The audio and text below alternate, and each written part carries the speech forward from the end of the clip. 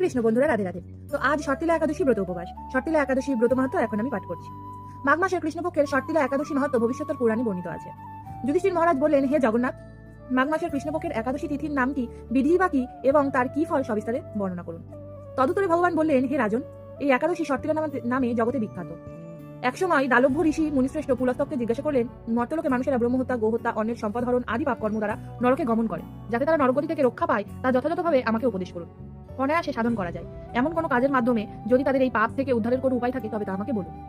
ঋষি পুলস্ত বললেন, হে মহাভাগ, তুমি একটি গোপনীয় উত্তম বিষয় প্রশ্ন করেছ। মাঘ মাসে সূচি, জিতেন্দ্রীয়, কাম, ক্রোধ আদি শূন্য হয়ে স্নানের পর সর্বদেবেশ্বর শ্রীকৃষ্ণের পূজা করবে। পূজাতে কোনো বিঘ্ন ঘটলে কৃষ্ণ নাম স্মরণ করবে। রাত্রিতে অর্চনাস্তে হোম করবে। তারপর চন্দন, অগরু, কর্পূর ও শর্করা প্রভৃতি দ্বারা নৈবেদ্য প্রস্তুত করে ভগবানকে নিবেদন করবে।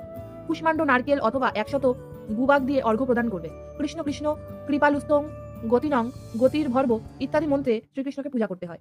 কৃষ্ণ আমার প্রতি প্রীত হন বলে যথাশক্তি ব্রাহ্মণকে জলপূর্ণ কলস, ছত্র, বস্ত্র, পাদুকা, গাভী ও তিল পাত্র দান করবে। স্নান দানাদি কার্যে কালো তিল অত্যন্ত শুভ। হে দ্বিজোত্তম, ওই প্রদত্ত তিল থেকে পুনরায় যে তিল উৎপন্ন হয় তত বছর ধরে দানকারী স্বর্গলোকে বাস করে। তিল দ্বারা স্নান, তিল দিয়ে তিল শরীরে ধারণ, তিল জলে মিশিয়ে তা দিয়ে তর্পণ, তিল ভোজন এবং তিল দান, এই 6 প্রকারের বিধানে সর্বপাপ বিনষ্ট হয়ে থাকে। এই জন্য এই একাদশীর নাম শর্তিলা, অর্থাৎ এই একাদশী দিন আমরা তিল ভোজন করতে পারবো।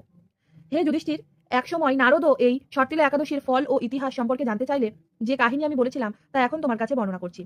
পুরাকালে মর্তলোকে এক ব্রাহ্মণী বাস করত। সে প্রত্যহ ব্রত আচরণ ও দেব পুজো পরায়ণা ছিল। উপবাসক্রমে তার শরীর অত্যন্ত ক্ষীণ হয়ে গিয়েছিল। সেই মহাসতী ব্রাহ্মণী অন্যের কাছ থেকে দ্রব্যাদি গ্রহণ করে দেবতা ব্রাহ্মণ কুমারীদের ভক্তি ভরে দান করত, কিন্তু কখনো ভিক্ষুককে ভিক্ষাদান ও ব্রাহ্মণকে অন্নদান করেনি। এইভাবে বহু বছর অতিক্রান্ত হলো। আমি চিন্তা করলাম, কষ্টসাধ্য বিভিন্ন ব্রত করার ফলে এই ব্রাহ্মণীর শরীরটি শুকিয়ে যাচ্ছে। সে যথাযথভাবে বৈষ্ণবদের অর্চনও করছে, কিন্তু তাদের পরিতৃপ্তির জন্য কখনো অন্ন দান করেননি। তাই আমি একদিন কাপালিক রূপ ধারণ করে তামার পাত্র হাতে নিয়ে তার কাছে গিয়ে ভিক্ষা প্রার্থনা করলাম। ব্রাহ্মণী বলল, হে ব্রাহ্মণ, তুমি কোথা থেকে এসেছো, কোথায় যাবে তা আমাকে বলো।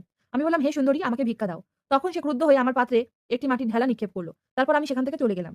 বহুকাল পরে সে ব্রাহ্মণী ব্রতপ্রভাবে সশরীরে স্বর্গে গমন করলো। মাটির ঢেলা দানের ফলে একটি মনোরম গৃহ সে প্রাপ্ত হলো। কিন্তু হে নারদ, সেখানে কোনো ধান ও চাল কিছুই ছিল না। গৃহ শূন্য দেখে মহাক্রোধে সে আমার কাছে এসে বলল, আমি ব্রত, কৃষ্ণ সাধন ও উপবাসের মাধ্যমে নারায়ণের আরাধনা করেছি। এখন হে জনার্দন, আমার গৃহে কিছুই দেখছি না কেন? হে নারদ, তখন আমি তাকে বললাম, তুমি নিজ গৃহে দরজা বন্ধ করে বসে থাকো। মর্তলোকে মানবী সশরীরে স্বর্গে এসেছে শুনে দেবতাদের পত্নীরা তোমাকে দেখতে আসবে, কিন্তু তুমি দরজা খুলবে না। তুমি তাদের কাছে শর্তিলা ব্রতের পূর্ণফল প্রার্থনা করবে। যদি তারা সেই ফল প্রদানে রাজি হয় তবেই দরজা খুলবে। এরপর দেবপত্নীরা সেখানে এসে তার দর্শন প্রার্থনা করলো। শর্তিলা ব্রতের ফল পেলেই কেবল সেই মানবী দর্শন দেবেন। জেনে তাদের মধ্যে এক দেবপত্নী তার শর্তিলা ব্রতজনিত পূর্ণফল তাকে প্রদান করলো। তখন সে ব্রাহ্মণী দিব্যকান্তি বিশিষ্টা হলো।